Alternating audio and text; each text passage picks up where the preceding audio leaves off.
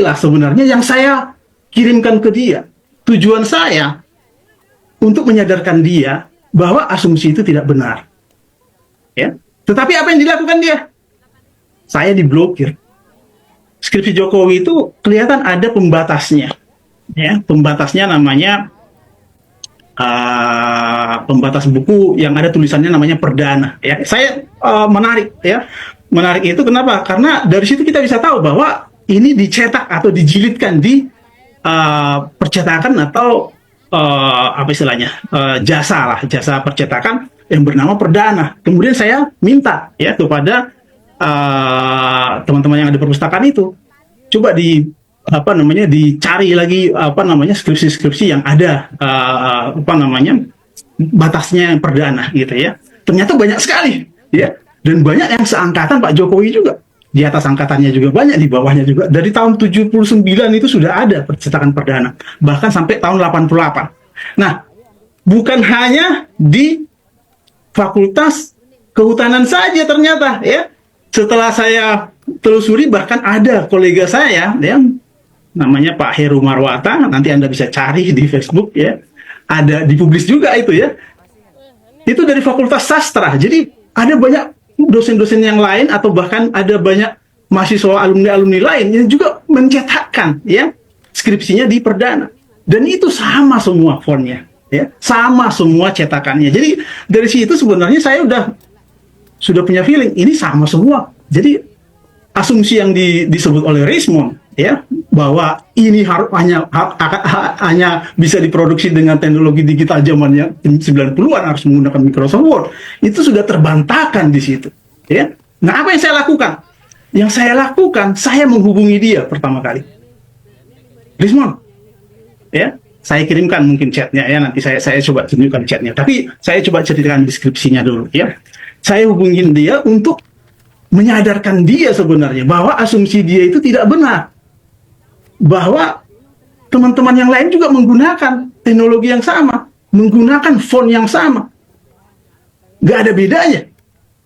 Itu yang pertama kali. Artinya itu untuk membantah ya asumsi berkaitan dengan font ya. Kenapa? Karena nggak mungkin juga itu dipalsukan semua, karena saya lihat sendiri, saya rasakan sendiri, dan dokumentasi inilah sebenarnya yang saya kirimkan ke dia. Tujuan saya untuk menyadarkan dia bahwa asumsi itu tidak benar. Ya. Tetapi apa yang dilakukan dia? Saya diblokir. Ya. Awalnya kita berdebat melalui komunikasi. Saya ajak dia datanglah ke sini berdua kita. Saya bisa tunjukkan semuanya.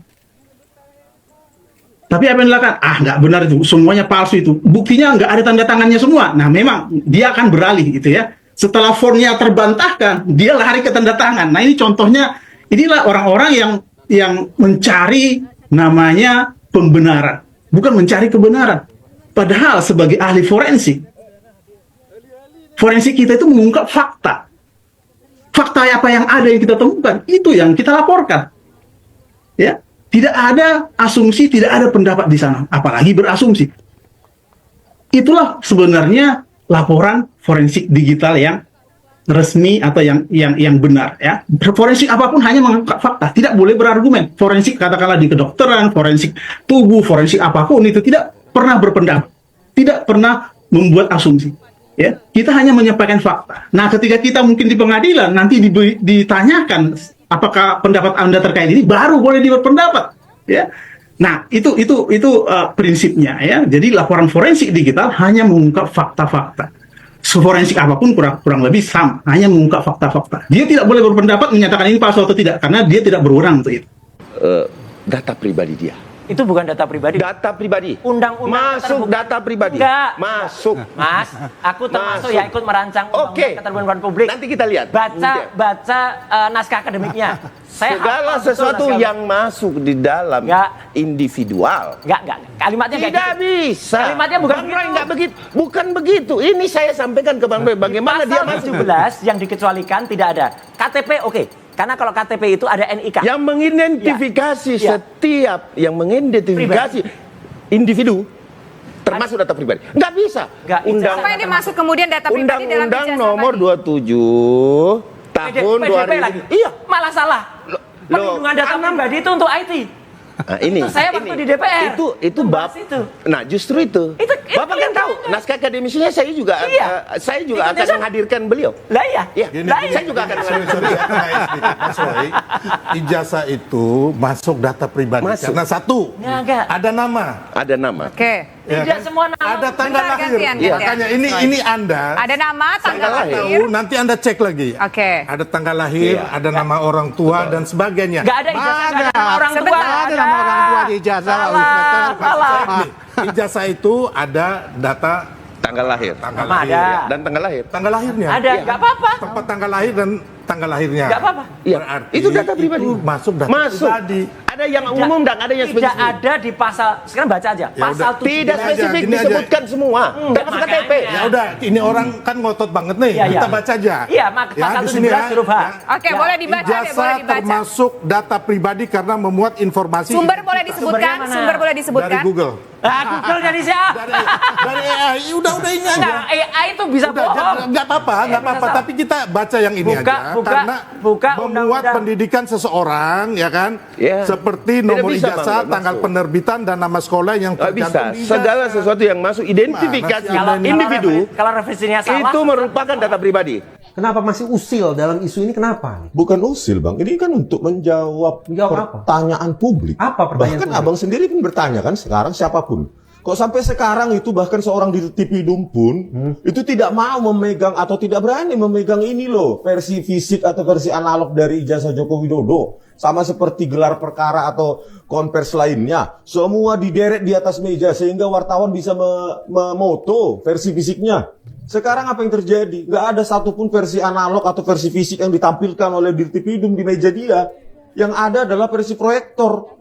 Dan yang katanya versi ijazah yang asli yang yang diserahkan oleh iparnya Pak Jokowi, itu pun versi terrotasi dan jauh dari focal point dari fokus kamera. Menurut saya Bang Risman melakukan hal yang sama kalau begitu dengan Jokowi. Kenapa? Ketika mulai ada narasi-narasi di ruang maya bahwa Bang Rismon tidak pernah mendapat ijazah dari perguruan tinggi di Jepang, Bang Rismon juga tidak pernah memperlihatkan ini loh ijazah dari Pernah, Jepang. Bang. Pernah di lab saya langsung sama transkrip nilai juga kan saya tunjukkan. Makanya saya bilang, kenapa Pak Jokowi nggak menyelesaikan itu dengan begini loh. Ini punya saya, ayo datang kalian semua ini. Saya presiden 2 periode Republik Indonesia, saya berutang budi sama kalian untuk menunjukkan ini. Ada utang budi Bang kepada rakyat yang memilih. Bang Rismon memilih menunjukkannya di laboratorium. Tidak apa-apa, tidak persoalan. Seorang Jokowi menunjukkan ijazahnya di Polda Metro Jaya juga tidak salah kan? Kepada rakyat yang pernah memilihnya loh Bang. Loh, begini Bang. Ketika Presiden Obama Iya. dipertanyakan birth certificate-nya, dia kan berutang budi kepada rakyat yang memilihnya. Ini birth certificate saya, silakan uji. Nah, berikan dulu kepada rakyatnya, itu baru mendapatkan public trust. Jadi sulit untuk diterima oleh nalar saya. Ini kita ingin bicara tentang pengujian saintifik sebagai dasar kerjanya proses hukum. Atau sebetulnya sekali lagi, ini lebih pada untuk membangun opini publik. Jadi- kalau membangun opini publik, ya ini politik Mas Ahmad, bukan hukum. Jadi begini, kalau persoalan ini opini publik menjadi dasar bahwa ini politik, saya balik. Kenapa kasus yang kami laporkan hanya Dumas, tidak langsung diterbitkan LP sehingga equal kasus kami dengan kasus yang ada di Polda Metro Jaya? Apa ada target politik? Perlakuannya kenapa tidak sama? Kenapa tidak gitu? sama? Tidak sama. Itulah yang kami laporkan ke Komnas HAM. Oke. Kenapa kami tidak punya kedudukan hukum yang sama? Kenapa ini harus di Dumas? Kenapa dihentikan di proses Dumas? Kenapa nggak masuk pada penyidikan? Yang dilaporkan Komnas HAM siapa? Yang dilaporkan Komnas HAM saudara Joko Widodo. Joko Widodonya? Joko Widodo. Loh, kok malah Joko Widodo? Iya, karena Yang klien memperlakukan secara tidak fair adalah Polri. Anggaplah demikian. Kenapa dilaporkan ke Komnas HAM adalah Joko Widodo? karena laporan Joko Widodo di dalamnya juga ada redaksi-redaksi yang menurut klien kami mengintimidasi. Misalnya, saya sih kasihan, tapi yang mau gimana lagi begitu. Jadi klien kami merasa ini intimidasi secara komunikasi, jadi kita Kasihan butuh pun perlindungan. sekarang dianggap intimidasi. Ya. Karena bahasa saudara Joko Widodo, kami selalu kaji ini selalu sen kanan belok kiri. Oke, Kami oke. tidak bisa mempercayai statement yang zohir, tapi kami kaitkan dengan sejumlah presiden. Ini ilmu tafsir jadi bermain ini. Ya, karena kita juga punya. Bang Rifai, Kali ini Reza Indragiri, pakar psikologi forensik, memiliki pendapat yang benar dan menarik. Ia katakan bahwa setelah ia mendengar langsung dalam sebuah podcast di mana ia menjadi host atau tuan rumahnya dan menghadirkan tamu adalah Rizwan Sianipar, dan mendengarkan secara langsung narasi dan argumentasi yang disampaikan oleh Rizwan, ia berpendapat bahwa apa yang dikatakan oleh Rizwan dan merupakan keyakinannya yang ia katakan ia adalah seorang akademisi dan sedang melakukan kerja-kerja akademik bersama dengan sahabatnya yang sejenis dengan dia, yaitu Roy Suryo.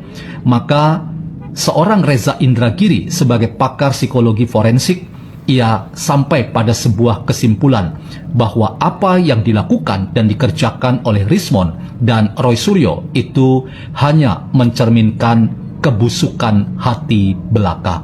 Apa yang dikatakan sebagai kejujuran seorang Reza Indragiri ini penting untuk menempatkan bahwa persoalan di seputar ijazah Jokowi itu semakin lama semakin tidak menarik, selain kita hanya melihat bahwa mereka, yaitu Rizwan dan Roy Suryo, itu menampilkan sebuah problem psikologi atau kejiwaan yang sangat akut dan parah, bahwa mereka itu adalah cermin dari orang-orang yang busuk hatinya.